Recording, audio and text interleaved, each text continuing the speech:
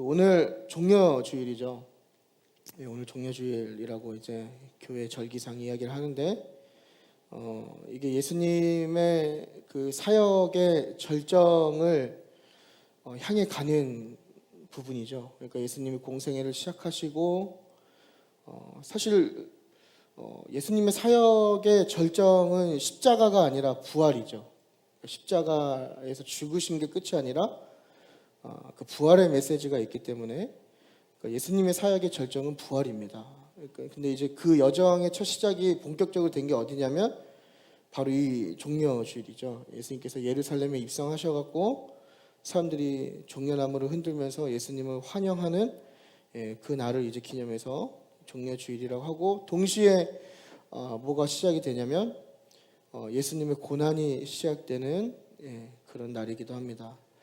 그 예루살렘에 가시게 되면 그 예루살렘 성 안에 비아 돌로로사라고 하는 이름의 길이 있습니다. 그러니까 뭐 옛날 우리 이렇게 저보다 윗세대 우리 연배 분들에게는 쉽게 생각하면 약간 철로역정 느낌이라 할까요? 수련회 가면 철로역정 하잖아요. 코스별로 이렇게 막 이것도 하고 저것도 하고 그런 코스가 있는데, 이게 비아 돌로로사가 라틴어인데 이게 뜻이 뭐냐면은 뭐 순환의 길, 고난의 길 뭐 이런 의미입니다. 그래서 예수님이 그 골고다를 향해 가실 때 뭐 넘어지셨던데, 뭐 손을 짚으셨던데, 뭐 시몬이 십자가를 같이 들어줬던데, 뭐 이렇게 하고 이제 코스를 짜서 그 코스마다 교회를 세워놓고 거기에 이렇게 약간 기념처럼 해놨어요. 그러니까 물론 그곳이 예수님이 진짜 손을 짚은 데는 아니겠죠.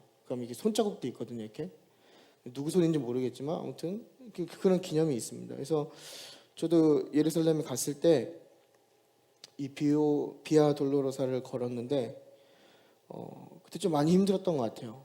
그 비가 좀 많이 왔고 겨울이었는데 그 전에 이제 히스기야 터널을 갔거든요. 그래서 히스기야 터널이 굉장히 좁아요. 근데 보시면 아시겠지만 제가 좀 불편하겠죠. 사람들 다른 분들 다 일자로 걸어가실 때 전 옆으로 갔거든요. 엄청 긴 거리를. 또 밑에는 찬 지하수가 흐르고 그래서 막 옷도 젖어 있고 이런 상태였는데, 이제 그 예루살렘을 갈 일정을 모르고 그냥 간 거거든요. 아무런 대비가 없이.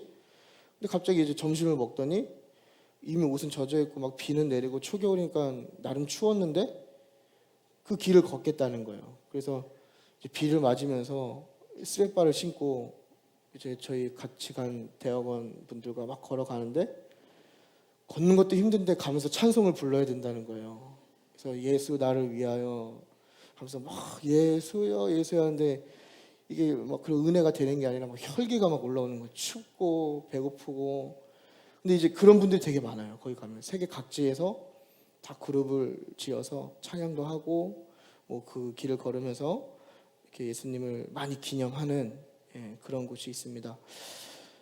우리가 이제 종려주일을 맞이하면서 한 번씩 가보면 좋으실 것 같아요. 나중에 기회가 되시면 꼭 예루살렘 꼭 가보셨으면 좋겠고요.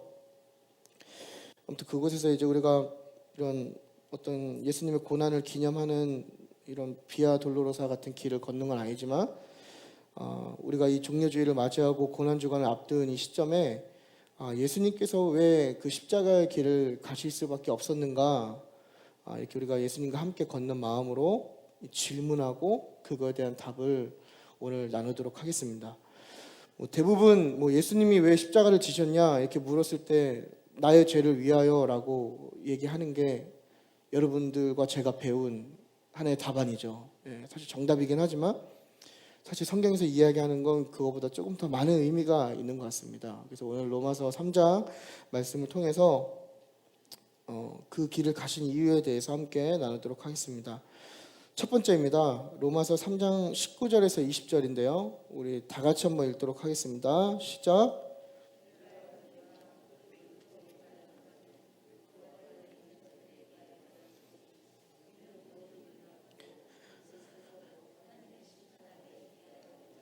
그러므로 율법의 행위로 그의 의롭다 하심을 얻을 육체가 없나니 율법으로는 죄를 깨달음이니라. 아멘. 우리가 첫 번째 예수님께서 그 길을 가신 이유는 우리 모두가 심판 아래 있기 때문입니다.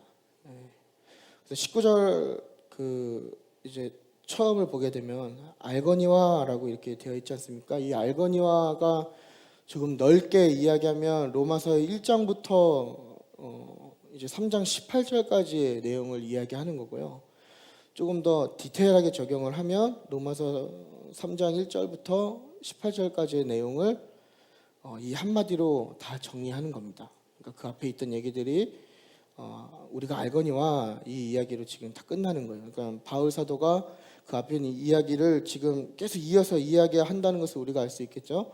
그래서 바울이 구약의 말씀을 인용하면서 결국엔 뭘 얘기하냐면 3장 9절에 가면 3장 9절이죠. 예, 3장 9절에 가면 유대인이나 헬라인이나 그러니까 이방인이나 유대인이나 할 것 없이 다 죄 아래 있다. 다 하나님의 심판 아래 있다. 이걸 이야기하는 거예요.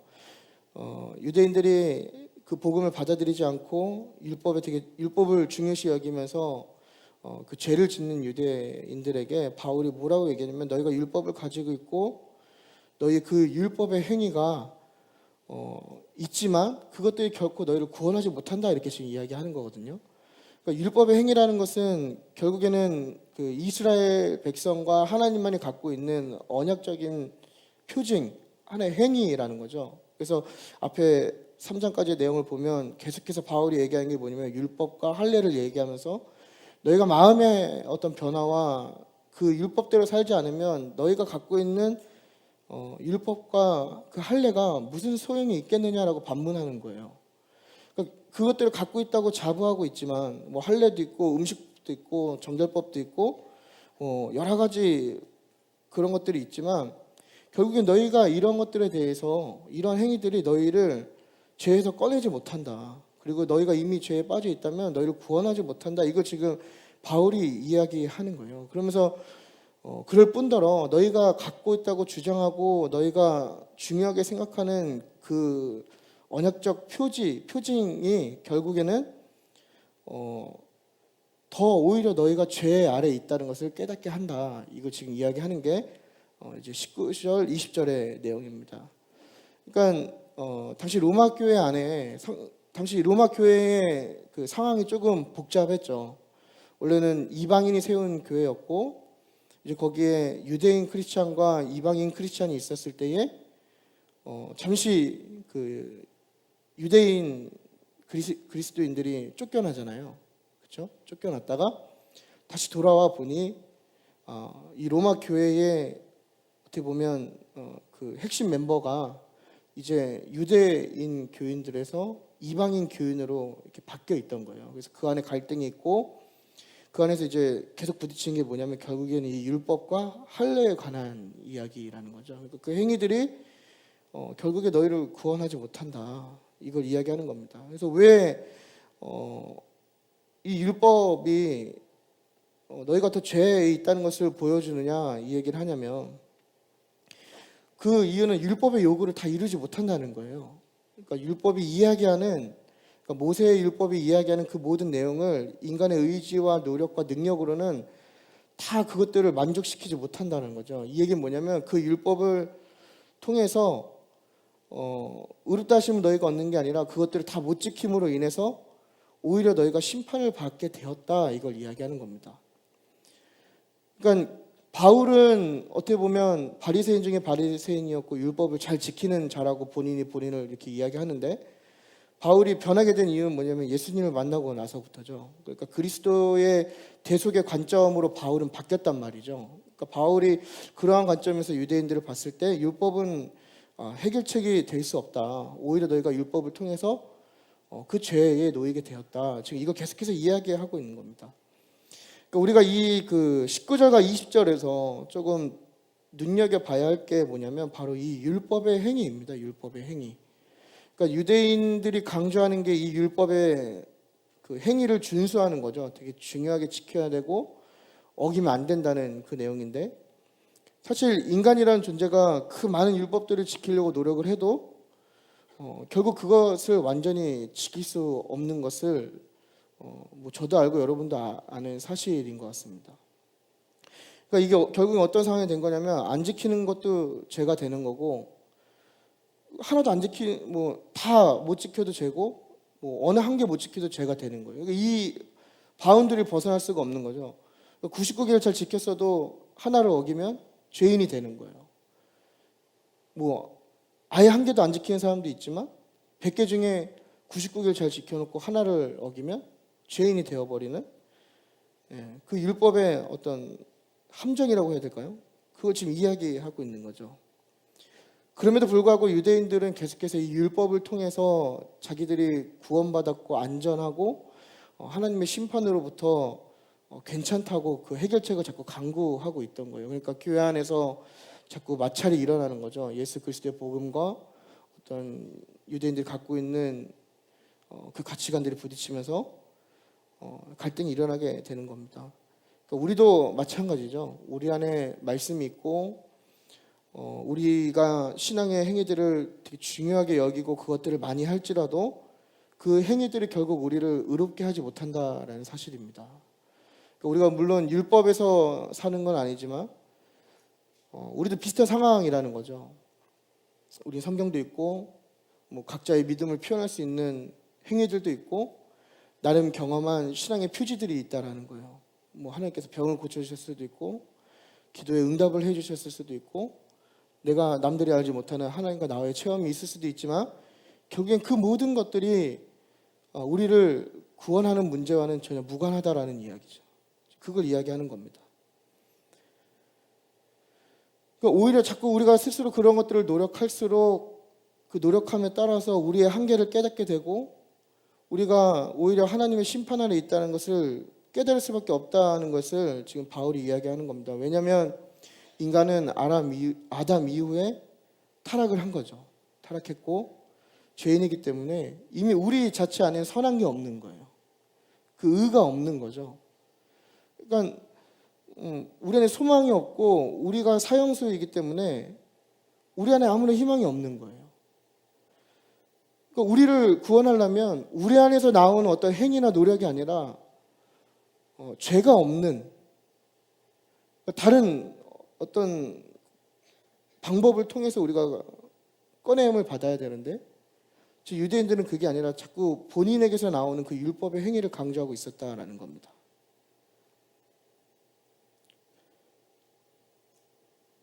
결국 우리가 그런 것 같아요. 우리가 어떤 늪에 빠지게 되면 우리 스스로가 벗어나올 수가 없게 되는 거죠. 누군가 우리를 끄집어 줘야 되는 거죠. 안전한 누군가가 마치 그 늪에 같이 들어가게 되면 같이 빠져 죽는 것처럼 다 유대인들이 다시 그렇게 살았다라는 겁니다. 근데 이게 오늘날 우리 그리스도인들에게도 동일하게 적용되는 부분이라는 거죠. 자꾸 우리 안에 선한 게 없고 우리 안에 의가 없는 자꾸 우리를 의지하는 거예요. 우리 안에서 그 방법을 찾으려고 하는 거죠. 내가 무언가 열심히 하고 내가 주체가 되어서 열심히 믿는다고 생각하고 내가 열심히 어떤 신앙의 노력을 하면 그 안에 의가 있다고 생각하는 거예요. 의로움이 우리 안에 있다고 생각하는 거예요. 근데 우리 안에는 이미 의로움이 없는 거잖아요. 우리는 타락한 거고 우리 안에서 나온 건 다 악한 것들 뿐이기 때문이라는 거죠.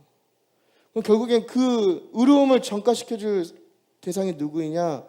바로 바울이 얘기하는 건 예수 그리스도라는 겁니다. 그러니까 이 얘기는 뭐냐면 우리의 신앙생활의 핵심은 예수 그리스도의 대속적인 죽음이라는 거죠. 나의 어떠한 믿음의 강조와 여러 가지 행위들이 아니라 오직 예수 그리스도, 오직 예수님만이 우리의 구원에 관련된 일을 행하실 수 있는 분이라는 거예요. 어떤 행위도, 어떤 헌신도, 어떤 드림도, 심지어 말씀을 많이 읽는 것조차 우리의 구원과는 아무런 관련이 없다라는 거예요. 우리의 구원에 관련된 핵심은 뭐냐? 바로 예수 그리스도라는 겁니다. 그러니까 예수 그리스도를 통해서만 이 모든 일들이 가능하다라는 거예요. 그러니까 우리 안에 예수님을 믿는다고 얘기하지만 우리 안에 예수님을 향한 믿음이 없다면 내가 과연 구원받은 백성인가 진지하게 고민해 볼 필요가 있다라는 거예요. 어떻게 보면 여러분들이 앉아있는 이것도 하나의 행위가 되는 거죠. 예배의 행위, 신앙의 행위가 되는 거잖아요. 근데 유대인들이 빠졌던 함정이 뭐냐면 이러한 행위라면 내가 안전하다고 생각하는 거예요. 율법의 행위를 하고 내가 율법을 알고 있으면 내가 안전하다, 나에게 의로움이 있다라고 생각한 거라고요. 이게 오늘날 그리스도인들에게 던지는 메시지가 뭐예요? 내가 예배 드리고 내가 어떤 신앙생활 열심히 하면 그 행위와 그 어떤 내가 알고 있는 지식으로 내가 구원받았다고 생각하는 거라고요. 여기 지금 많은 분들이 앉아서 예배 드리시는데 이렇게 생각할 수 있는 거잖아요. 그냥 주일날 교회 한번 갔다 오면 나는 구원받았다 이렇게 생각할 수 있는 거 아니에요. 이러한 도전을 우리에게 지금 던지는 거죠. 우리가 중요한 건 예배에 그냥 이렇게 앉아있는 게 중요한 게 아니라 이 예배 가운데 예수 그리스도를 만나는 경험이 있어야 된다는 거예요. 내가 예수님을 경험하지 못하고 예수님을 내가 전인격적으로 내 삶에 받아들이지 못한다면 이 구원에 대한 심각한 고민을 해보셔야 된다는 거죠. 어떻게 보면 구원의 확신도 나의 믿음의 일방적인 고백이잖아요. 물론 하나님께서 교리에 따라서 이렇게 예정하신 것도 있고 그 후에 정하신 것도 있고 여러 가지가 있지만 중요한 건 우리는 그 구원에 대해서 어떻게 보면 그냥 우리가 그렇게 일방적으로 확신하고 달려가는 거지 사실 하나님이 우리에게 직접적인 어떤 선택이라고 해야 될까요? 그건 우리가 마지막 날에 알 수 있는 부분이잖아요. 그러니까 우리가 날마다 이 땅 가운데서 노력해야 할 것은 뭐냐면 자꾸 어떤 안주하려고 하고 어떤 보여지는 것들과 내가 누릴 수 있는 것들로 그냥 한번 구원받으면 땡이다 이런 부분이 아니라 날마다 그리스도를 가까이 하고 그리스도를 체험하는 거, 예수 그리스도의 그 대속, 예수 그리스도가 나를 위해서 죽으셨다는 그 메시지를 우리의 삶에 강력하게 받아들여야 된다는 겁니다. 그러니까 사실 오늘 설교를 준비하면서 조금 많이 고민을 했던 것 같아요. 이렇게 설교를 보면 예화도 많이 해야 하고 위로도 있어야 되고 감동도 있어야 되고 근데 문득 그런 생각을 해봤어요. 우리의 설교 안에 진짜 이런 그냥 원초적인 복음을 언제 한번 들어봤는가 이런 고민을 해봤거든요. 여러분들은 어떠신지 모르겠는데 저는 되게 오래된 것 같아요. 여러분 예수 그리스도만이 우리의 구원자이십니다. 예, 여러분 동의하십니까? 예, 이게 복음인 거예요. 사실 더 얘기할 게 없는 거죠. 예화가 뭐가 필요하겠어요? 예수님만이 우리의 구원자이시다. 아멘. 믿는다. 아멘. 구원받은 백성이다. 아멘. 근데 교회 문을 나가면 그렇게 살겠다. 아멘. 사실 이게 복음인 거죠. 여러분 우리가 좀 기억했으면 좋겠습니다. 예수님께서 왜 그 길을 가셨는가? 첫 번째 우리가 모두 심판 안에 있기 때문입니다. 우리는 여러분도 마찬가지고 저도 마찬가지고 다 죽을 수밖에 없는 벌 받을 수밖에 없는 심판 아래에 있습니다. 그러므로 그 심판에서 우리를 구원하시기 위해서 십자가의 길을 가실 수밖에 없었다. 이게 첫 번째입니다. 두 번째는 예수님께서 그 길을 가신 이유는 새로운 의의 길이 되셨기 때문입니다. 로마서 3장 21절에서 24절인데요. 우리 함께 다 같이 읽어보도록 하겠습니다. 시작. 율법과 선지자들에게 증거를 받은 것이라. 곧 예수 그리스도를 믿음으로 말미암아 모든 믿는 자에게 미치는 하나님의 의인이 차별이 없느니라. 모든 사람이 죄를 범하였음에 하나님의 영광에 이르지 못하더니 그리스도 예수 안에 있는 성령으로 말미암아 하나님의 은혜로 값없이 의롭다 하심을 얻은 자 되었느니라. 아멘. 네. 인간이 아담 이후에 타락하고 그 이후에 그 타락의 결과가 무엇이냐면 바로 죄의 노예가 된 거죠. 그러니까 우리가 예수님을 만나기 전엔 우리는 죄의 노예입니다. 그러니까 이게 좀 다르게 좀 과하게 적용해 보면 내가 여전히 죄의 지배를 받고 있고 하나님의 통치가 아니라 어떤 사단의 통치를 받는 삶을 살고 있다면 여전히 나의 구원과 내가 그리스도인이 된 거에 대해서 진지하게 고민해 보셔야 된다는 거예요. 그러니까 죄가 우리를 다스리는 한, 저와 여러분을 죄가 다스리는 한 우리 인간에게 아무런 소망이 없다는 것을 꼭 기억했으면 좋겠습니다. 그렇기 때문에 예수님이 우리에게 필요한 거예요.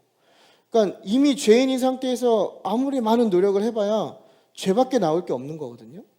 그래서 더 위험하다고 지금 바울이 이야기하는 거예요. 그러므로 인간이 아까도 말씀드렸다시피 나에게서 나오는 구원을 바라보는 게 아니라 밖에서부터 주어지는 구원을 바라보아야 했는데 결국에는 예수 그리스도만이 인간의 새로운 의를 줄 수 있게 되었다라는 것이죠. 그래서 21절을 보게 되면 이 율법 외에라는 말이 있는데 이 율법 외에라는 얘기는 뭐냐면 율법에서 이야기하는 그러니까 율법에서 그 구원이 나오는 게 아니라 율법 밖에서 구원이 나올 거다, 이걸 이야기하는 겁니다. 율법 외적으로 하나님의 의가 나타날 건데, 그런데 그 새로운 의가 율법과 선지자들이 이야기하고 있는, 그러니까 너희 유대인들이 이야기하는 율법과 모세의 율법과 선지자들이 이야기하는 그 의다, 이렇게 지금 이야기를 하는 거거든요. 그러면서 그 새로운 하나님의 의가 무엇이냐면 바로 예수 그리스도다, 이렇게 이야기하는 겁니다. 그러니까 바울이 유대인들에게 율법의 소유와 행위가 의를 주지 못하고 죄에 더 놓이게 된다고 이야기하면서 그 외로부터 이제 새로운 하나님의 의가 이제 나타나게 되는데, 그 의가 뭐냐면 바로 예수 그리스도다라고 하는 지금 복음을 전하고 있는 거예요. 그러니까 당시 상황을 보면 로마 교회 안의 갈등을 지금 되게 간단하게 지금 정리를 하고 있는 거죠. 그래서 22절을 보면 그 의에 대해서 설명을 하는데, 그 의는 차별이 없고 그 의를 얻는 조건이 뭐냐면 바로 믿음이라는 겁니다. 그러니까 행위가 아니라 믿음이다, 지금 이렇게 이야기하는 거죠. 스스로의 행위도 아니고 더 이상 율법이 있는가 없는가, 율법이 있으면 유대인이고 율법이 없으면 이방인이잖아요. 그러니까 유대인인가 이방인인가 그게 상관이 없다라는 거예요. 그러니까 모든 죄인, 유대인도 죄인이고 이방인도 죄인이고 율법이 있어도 죄인이고 율법이 없어도 죄인이고 다 죄인인데, 그 죄에서 벗어날 수 있는 방법이, 그 새로운 길이 열리는데 그 길이 뭐냐면 바로 예수 그리스도시다, 이걸 우리에게 이야기하는 겁니다. 결국 여러분, 로마서에서 이야기하는 것은 한 가지입니다. 우리의 구원의 길은 오직 예수 그리스도 한 분이십니다. 할렐루야. 네, 오직 예수님 뿐인 거예요.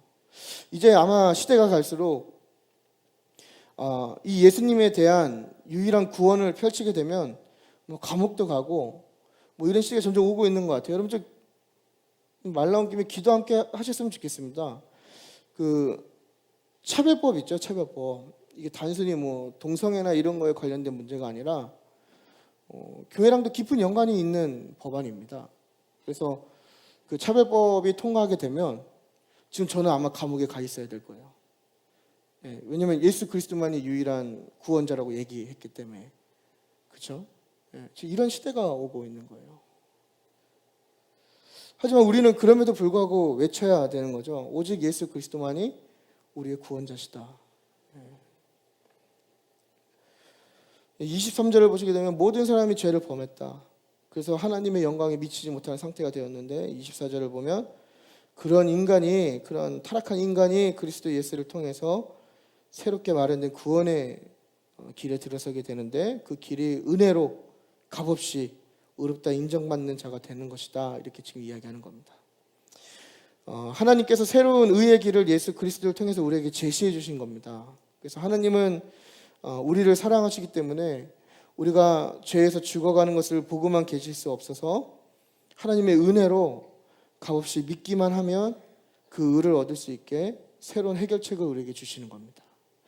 그러니까 우리가 신앙생활을 열심히 조금 지나치다 보면 가끔 이 가치가 좀 전도되는 경우가 있는 것 같아요.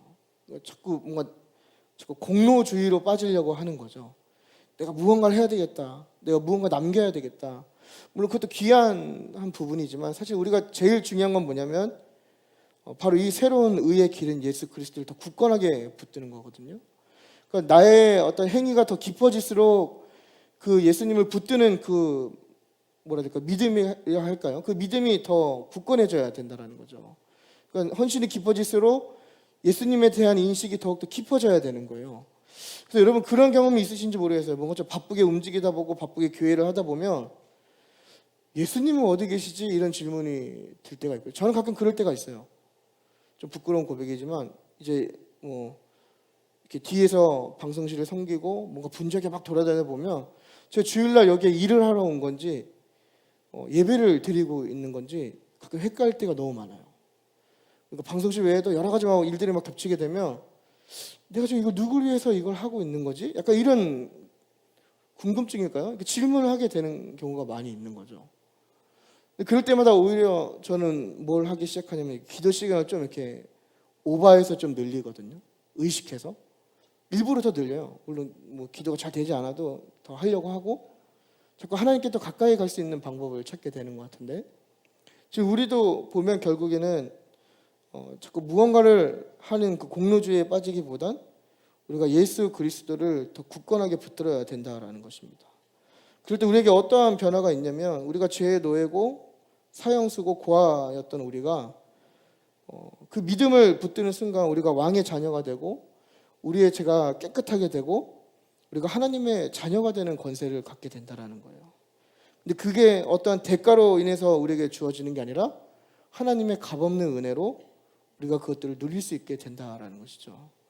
그러니까 이게 복음이란 게 얼마나 우리에게 참 감사한지 모르겠어요. 내가 아무것도 하지 않아도 그냥 하나님을 향한 그 믿음만 있으면 그 은혜를 누리게 될 수 있다라는 것입니다. 그러니까 이것을 통해서 우리에게 주는 메시지는 뭐냐면 하나님은 일단 저와 여러분을 포기하지 않으셨다라는 거예요. 우리가 죄악 가운데 심판받고 죽는 것을 원치 않으셨다라는 겁니다. 그래서 예수 그리스도 독생자 예수 그리스도를 대신 내어줄 만큼 우리를 사랑하신다라는 것을 우리가 기억했으면 좋겠습니다.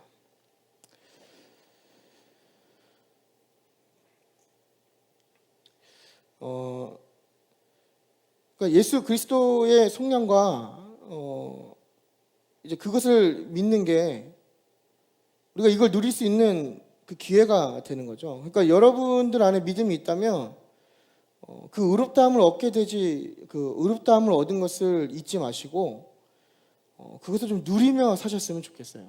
그러니까 세상 가운데 살아가실 때 우리는 내가 그 의롭다함을 얻었다라는 것을 잠시 망각할 때가 많이 있는 것 같아요. 그러니까 분명 주의 자녀임에도 불구하고 사단의 자녀처럼 죄의 자녀처럼 그렇게 사는 거죠. 이게 얼마나 불쌍한 삶인지 모르겠어요. 하나님이 우리에게 구원을 주셨음에도 불구하고 우리가 그런 삶을 누리지 못한다는 거. 하지만 하나님은 우리가 그러한 삶을 누리시길 원하신다라는 것입니다. 여러분 예수님께서 왜 그 길을 가셨는가? 두 번째는 뭐냐면 결국에 하나님께서 우리에게 새로운 의의 길을 열어주셨기 때문에 또 그 값없는 은혜를 우리에게 주셨기 때문에 예수님이 십자가를 지셨다라는 겁니다. 이게 두 번째고요. 세 번째는 예수님께서 그 길을 가신 이유는 하나님의 의를 나타내시기 위함입니다. 그래서 로마서 3장 25절에서 26절입니다. 우리 함께 읽도록 하겠습니다. 25절 시작. 이 예수를 하나님이 그의 피로써 믿음으로 말미암는 화목제물로 세우셨으니 이는 하나님께서 길이 참으시는 중에 전에 지은 죄를 관가하심으로 자기의 의로우심을 나타내려 하심이니 곧 이때에 자기의 의로우심을 나타내사 자기도 의로우시며 또한 예수 믿는 자를 의롭다 하려 하심이라. 아멘. 25절을 우리가 함께 보겠습니다. 25절을 보면 하나님께서 예수의 피로써 화목제물을 삼으셨다 이렇게 이야기하는데요. 결국 이 예수님이란 존재는 새로운 의를 이야기하는 거죠. 그러니까 새로운 의, 그 예수 그리스도의 피로써 하나님과 우리와의 관계에 화목제물로 삼으셨다. 이게 뭐냐면 죄에 대한 그 대가를 하나님이 지불하셨다라는 겁니다. 그 대가가 뭐냐면 예수 그리스도의 핏값이라는 거죠. 근데 우리가 한 가지 좀 예리하게 봐야 할 것은 그럼 이 핏값을 누구에게 지불했냐라는 질문이에요. 예수님이 우리를 구원하시기 위해서 죄에서 우리를 꺼내시기 위해서 이 핏값을 대가로 지불하셨는데 이 핏값을 누가 받았냐라는 거죠. 우리가 흔히 생각하기에는 이걸 하나님께서 사단에게 지불하고 우리를 빼오셨다라고 생각할 수 있지만 그 대가는 뭐냐면 하나님의 의를 나타내는 대가입니다. 그러니까 하나님은 절대 사단에게 굴복하지 않으세요. 하나님은 사단과 타협하지 않으세요. 하나님은 권능이 있고 하나님은 오늘 오주의 주인이시기 때문에 사실 이러한 대가를 치르지 않아도 우리를 지배하는 사단으로부터 우리를 꺼내실 수 있는 분이에요. 하지만 그럼에도 불구하고 하나님의 의를 나타내기 위해서 예수님의 핏값을 그 의에 지불하셨다라는 겁니다.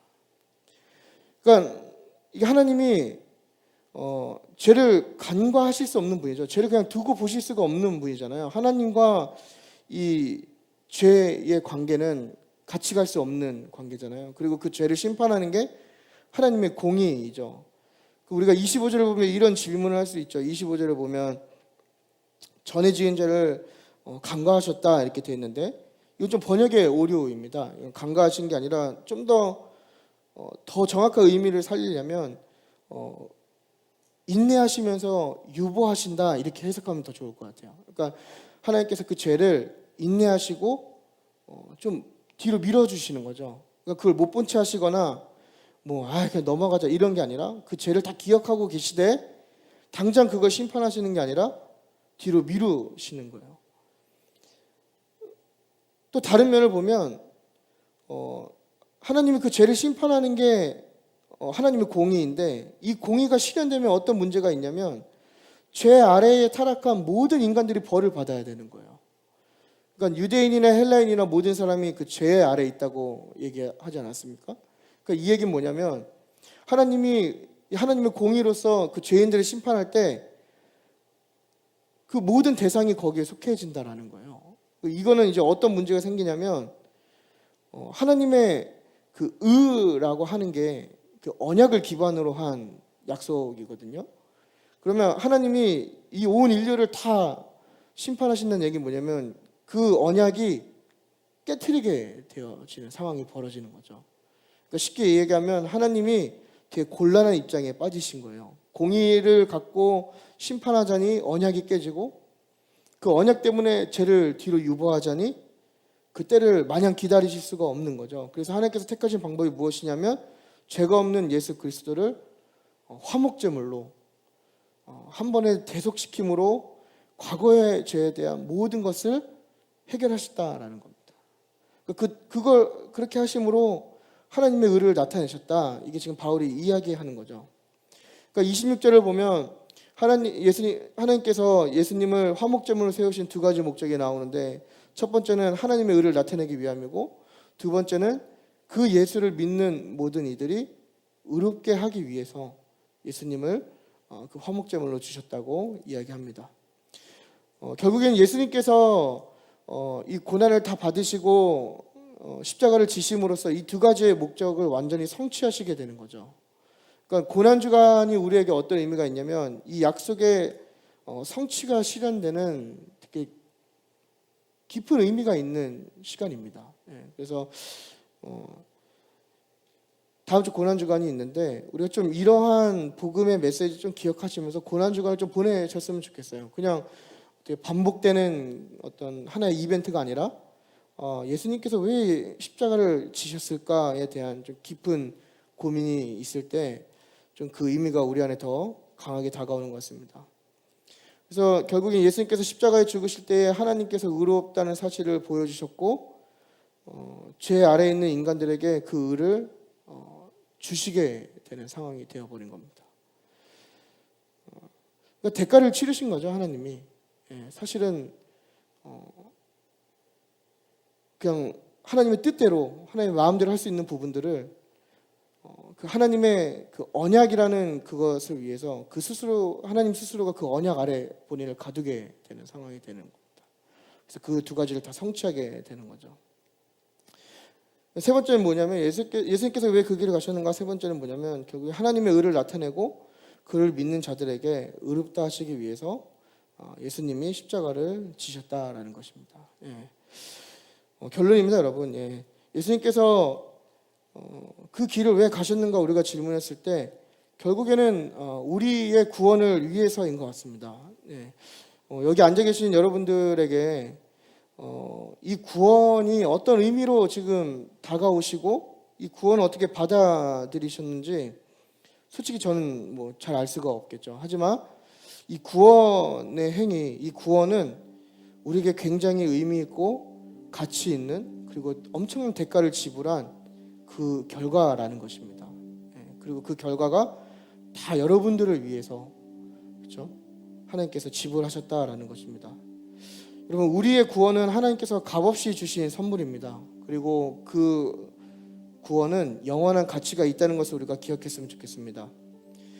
우리의 구원은 우리의 공로로 인함이 아닙니다. 우리가 이것을 꼭 기억했으면 좋겠어요. 그러니까 많은 사람들이 특히나 이게 중세 시대에 가장 화려했죠. 그 공로 사상이.